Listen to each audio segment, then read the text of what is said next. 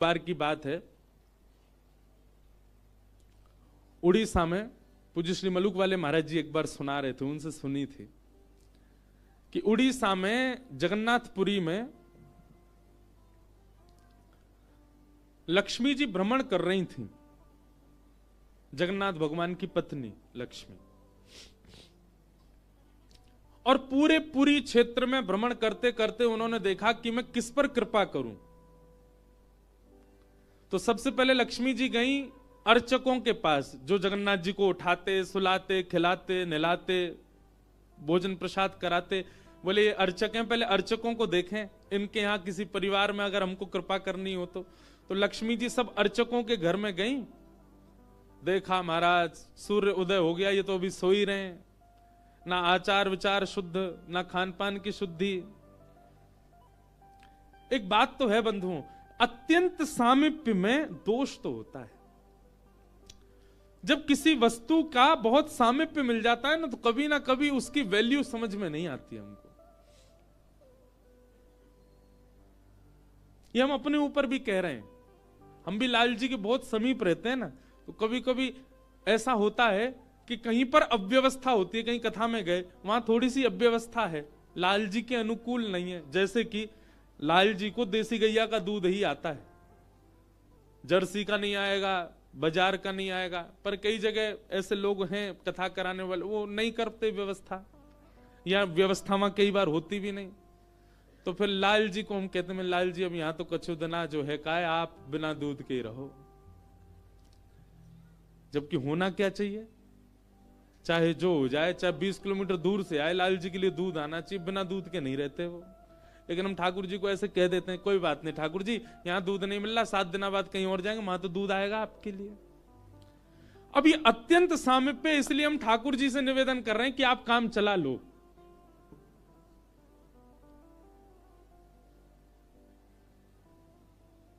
महाराज जब नया नया ब्याह होता है ना घर की लाली का, तो दामाद जी पहली बार जब घर आते हो, दामाद जी कोई डिमांड कर दें कि ये मिठाई खानी है, तो सारे जितने घर के साले होते हैं, घर के बड़े, वो 50 किलोमीटर भागते हैं, जीजा जी के लिए लेके आना है, उन्होंने मांगा है। और वही दामाद जी 10 साल बाद आके कुछ कहे, बोले अब जीजू रहने दो, क्या करोगे खाके।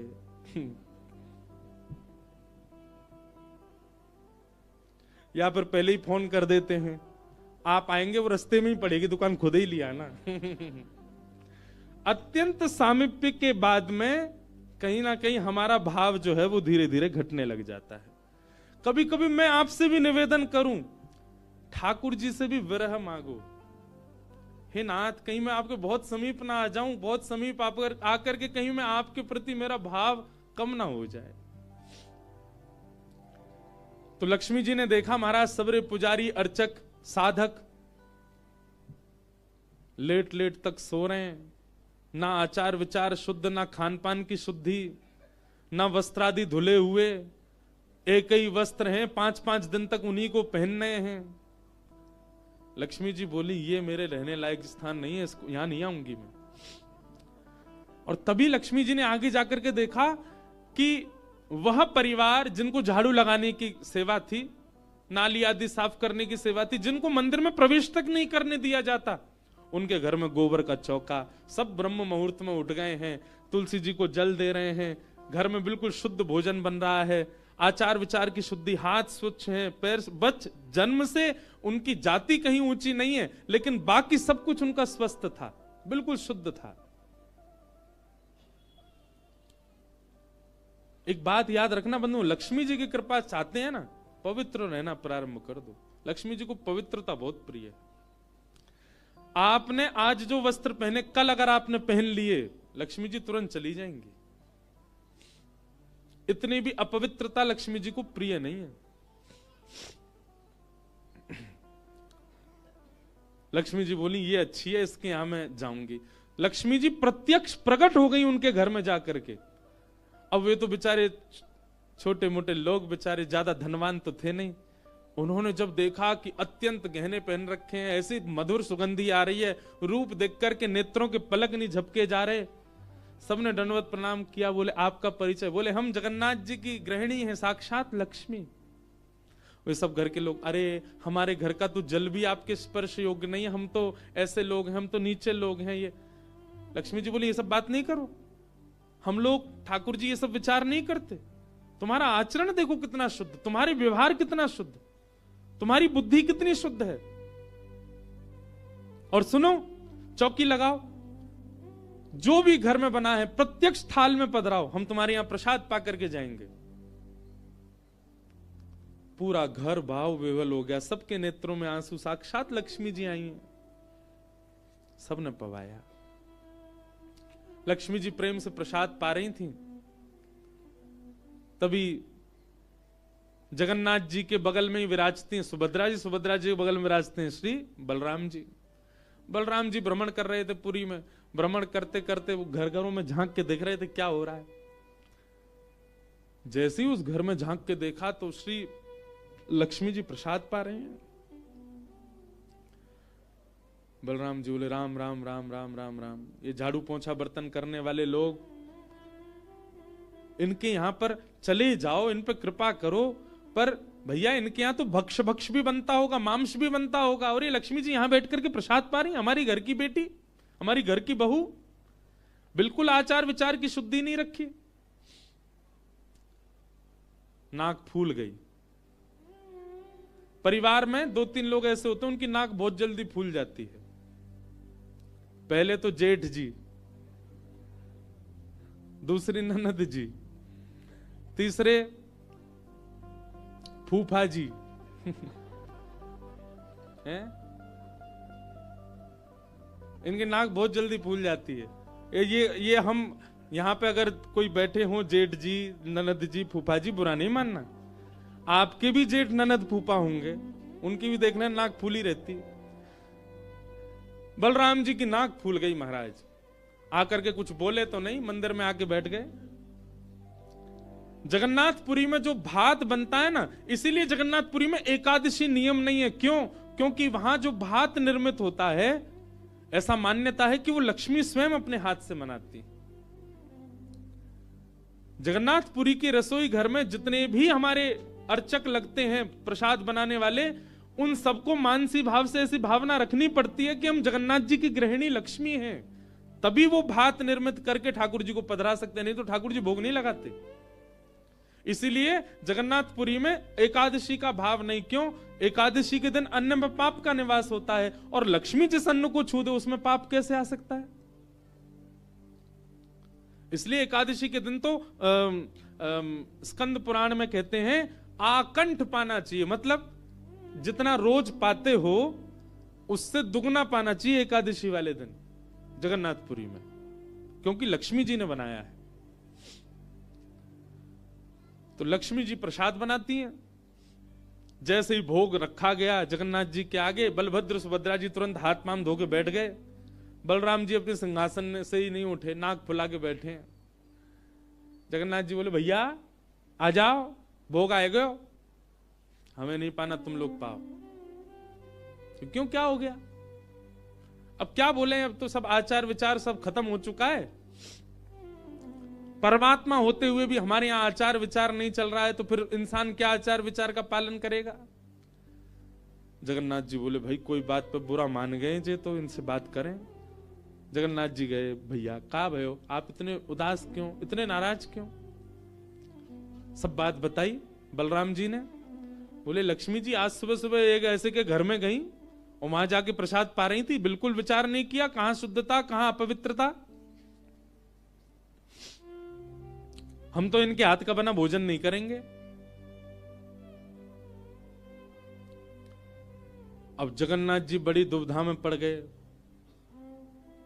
यदि पाऊं तो भैया नाराज बैठे, भैया कहेंगे मैं नाराज हूं, इससे को कोई फर्क नहीं पड़ा है, फिर भी पा रहा है। और नहीं पाऊं तो लक्ष्मी जी टेढ़ी टेढ़ी देख रही हैं कि मैंने बनाया, ये पा क्यों नहीं रहे।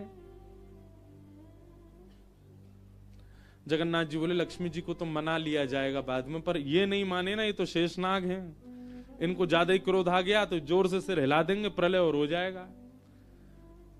जगन्नाथ जी ने लक्ष्मी जी से कहा, देखो भैया नहीं पा रहे तो हम भी नहीं पाएंगे। लक्ष्मी जी बोले, कोई बात नहीं, एक दिन नहीं पाया, दूसरे दिन फिर लक्ष्मी जी ने बनाया, फिर नहीं पाया। तीसरे दिन फिर लक्ष्मी जी ने प्रसाद पधराया, फिर नहीं पाया। तो लक्ष्मी जी बोली, भाई कोई बात है तो हमसे बोलो सीधे, ये प्रसाद रोज छोड़ देना, ये कैसा तरीका है आपका नाराज होने का। कहीं बलराम जी बोलते हुए सुन लिए लक्ष्मी जी ने कि भाई इनके हाथ का बना हम नहीं पाएंगे। लक्ष्मी जी ने जाकर के जगन्नाथ जी से कहा, देखो संपूर्ण जगन्नाथपुरी में प्रसाद बनाने की सेवा हमारी, और आपके भैया कह रहे हैं कि हमारे हाथ का बना पाएंगे नहीं। जब हमारी सेवा लेनी नहीं तो फिर हम यहां क्यों रहें, इसलिए आप हमको आज्ञा दें। अब हम जहां हमारा सुख है हम वहां चले जाते हैं, हम चले जाते हैं श्री क्षेत्र से। जगन्नाथ प्रभु कुछ, अच्छा जगन्नाथ जी को भी लीला करनी है इसलिए वो कुछ नहीं बोले।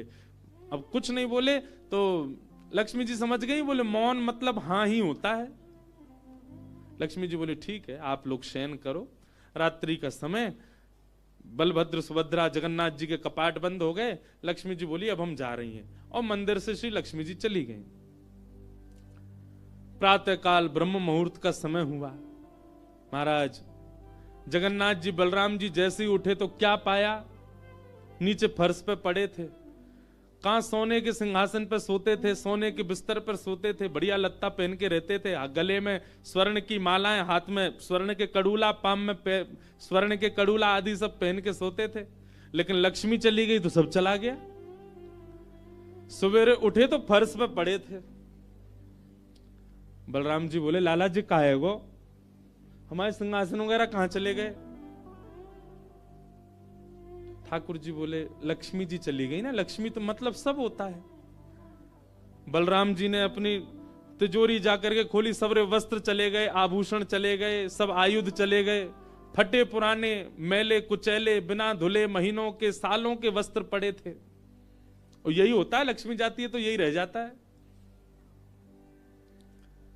लेकिन बलराम जी भी अपनी पूरी उसमें थे, बोले कि हम भी कुछ नहीं कहेंगे, ठीक है जैसे हैं वैसे रह लेंगे, कोई लक्ष्मी जी के जाने से हम पे फर्क थोड़ी पड़ रहा है।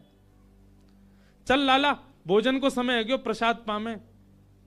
ठाकुर जी बोले कैसे प्रसाद पाएंगे, प्रसाद तो लक्ष्मी बनाती है, लक्ष्मी चली गई, खुद ही बनाना पड़ेगा। बोले हाँ हाँ, तो हम पे कोई बनावी कमी, हम दोनों मिलके बनाएंगे। कृष्ण बलराम दोनों गए रसोई घर में, जाकर के देखा तो महाराज वहां से अन्न दाल चावल सब चले गए, क्यों सब लक्ष्मी से ही आते हैं। कहां तक कहें चूल्हा जलाने की लकड़ी भी नहीं बची, वो भी लक्ष्मी से ही आती है। लक्ष्मी गई और सारी श्री लेकर के चली गई अपने साथ। एक दिन दो दिन, अब तो दर्शनार्थी आने बंद हो गए, क्यों मंदिर की श्री भी चली गई। जगन्नाथ जी और बलराम जी चुपचाप बैठे हैं अपने सिंहासन पर, भूखे प्यासे बेचारे, आंख बाहर निकल आई। बलराम जी बोले लाला, बोले हाँ 2 दिन है गए लाला, भोजन ना एक कियो, और 2 दिन पहले गुस्सा में ना एक कियो, 4 दिन है गए, और कछु है भी ना, कहा करें। देखो इस बात को कोई ऐसे मत ले लेना, लोग सोचने वाले यूं भी लेते हैं, बताओ महाराज जी कुछ भी बोल रहे हैं, वो साक्षात ब्रह्म है। लक्ष्मी जाने से उन पर कोई प्रभाव पड़ेगा? लक्ष्मी जाने से कोई प्रभाव नहीं पड़ता ठाकुर जी पर ठाकुर जी बलराम जी को ये बताना चाह रहे हैं कि भाई किसी को हे दृष्टि से मत देखो, उसी के लिए पूरी लीला हो रही है। ठाकुर जी बोले दाऊ दादा एक काम है सके, बोले कहा,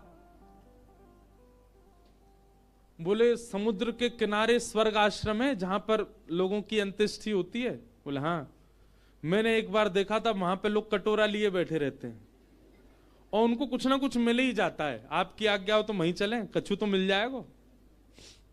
लाला पूरी दुनिया कहा कहेगी बताओ कृष्ण बलराम कहा कर रहे हैं ये।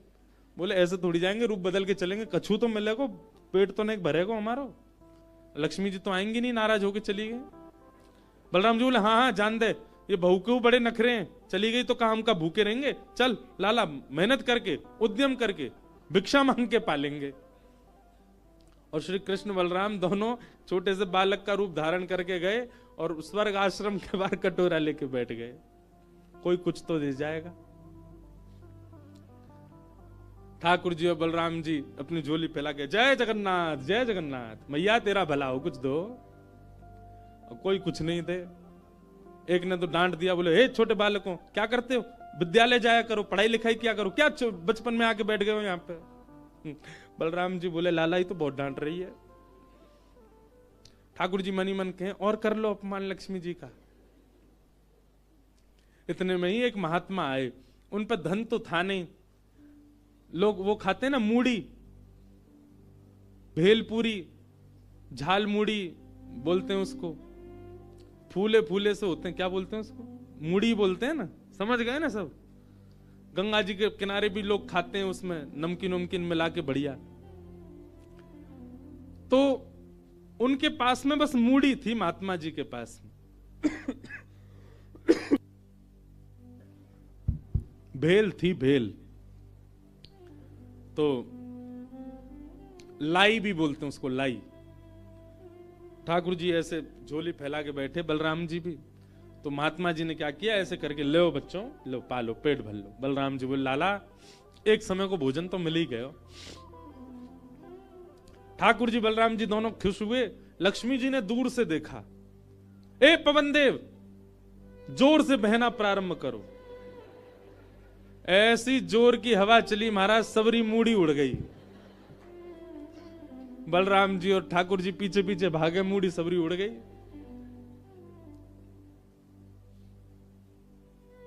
बलराम जी बोले लाला ये क्या हो गया?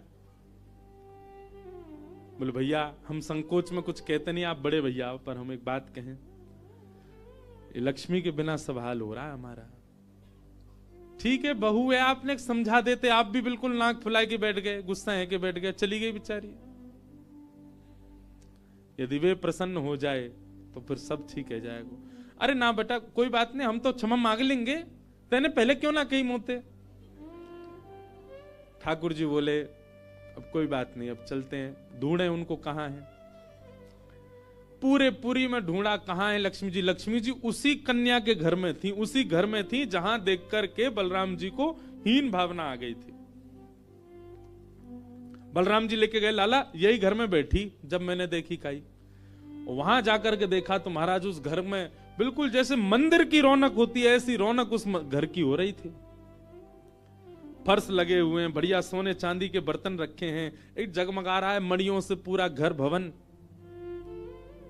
और बाहर बैठ करके उस महिला के जिसके ऊपर कृपा की थी लक्ष्मी, उसके बालक भर भर के सामग्री दे रहे हैं लोगों को, भोजन की सामग्री, वस्त्र ले जाओ, ये ले जाओ, कोई गरीब कन्या के लिए धन ले जाओ, राशि ले जाओ, सोने की मोहर ले जाओ। लक्ष्मी जी बैठी है घर में।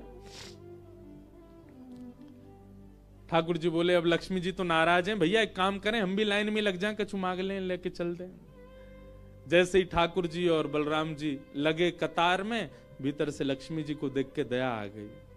मेरे प्राणनाथ, ये चाहे तो सर्वसमर्थ हैं, परंतु बलराम जी को बताने के लिए पूरी लीला कर रहे हैं। लक्ष्मी जी तुरंत बाहर आई और दोनों को इशारा किया, आप लोग इधर आओ। बलराम जी बोले देख बहू तू नाराज मत हो, हम ते गलती है गई, और वैसे गलती तेरी भी कम नहीं, तो को नहीं जानो चाहिए ऐसी जगह। लक्ष्मी जी बोली दाऊ दादा, ठाकुर जी के लिए सब अलाव है, हमारे लिए इतने बंधन। वे किसी भी भक्त पर कृपा करने जा सकते हैं, वहां पर जात पात नहीं देखी जाती, वहां पर यह नहीं देखा जाता कि भजने वाला कौन है, ब्राह्मण है, क्षत्रिय, वैश्य कौन है, सब पर वो अनुग्रह कर सकते हैं। तो फिर हमारे ऊपर इतनी रोक टोक क्यों? और किसी के जन्मगत व्यवहार से उसका पूरा जीवन नहीं आंकना चाहिए, उसके स्वभाव व्यवहार से देखना चाहिए कि वो है कैसा। कहां आप कहते हैं कि ब्राह्मण सर्वश्रेष्ठ, और वो देर देर तक सो के उठ रहे हैं, उनके यहां शुद्धि नहीं, वस्त्र 4-4 दिन तक पहन रहे हैं, एक महीना एक ही धोती में निकाल रहे हैं। आप कह रहे हैं कि वो श्रेष्ठ, और ये लोग जो इतनी पवित्रता का ध्यान रखते हैं, इन पर कृपा ना हो। हमारे अनुसार तो जो अपने कर्म से शुद्ध है वो शुद्ध है। बलराम जी और ठाकुर जी दोनों मान गए, जैसी आपकी इच्छा। बोले नहीं, आज के बाद हम आपसे एक नियम चाहते हैं। क्या? बोले श्री जगन्नाथपुरी में नियम कर दीजिए। बोले क्या? जिस महाप्रसाद को ब्राह्मण पाएगा उसी महाप्रसाद को शूद्र भी पाएगा, दोनों को समान फल मिलेगा। और यहां महाप्रसाद का ऐसा नियम रखा जाए कि अगर एक ही पत्तल में दोनों बैठ करके पालें तो दोनों को समान पुण्य प्राप्त होगा। महाप्रसाद पाते ही, अन्य तीर्थों में तो बहुत साधन करने पड़ेंगे, पर पुरी में आकर के कोई एक तिनका भी यदि महाप्रसाद का पाले तो उसको सर्व साधनों का फल प्राप्त हो जाए। और किसी भी प्रकार से यह ना देखा जाए कि कौन किस वर्ण का है, वो स्वभाव से शुद्ध होना चाहिए। हम सबको हृदय लगावें। अगर ये सब आपको मंजूर हो तो मैं राजी हूं। राजी हुए और तब से श्री जगन्नाथपुरी में ये सब नियम नष्ट कर दिए गए। महाप्रभु जी सबके लिए सुलभ हो गए।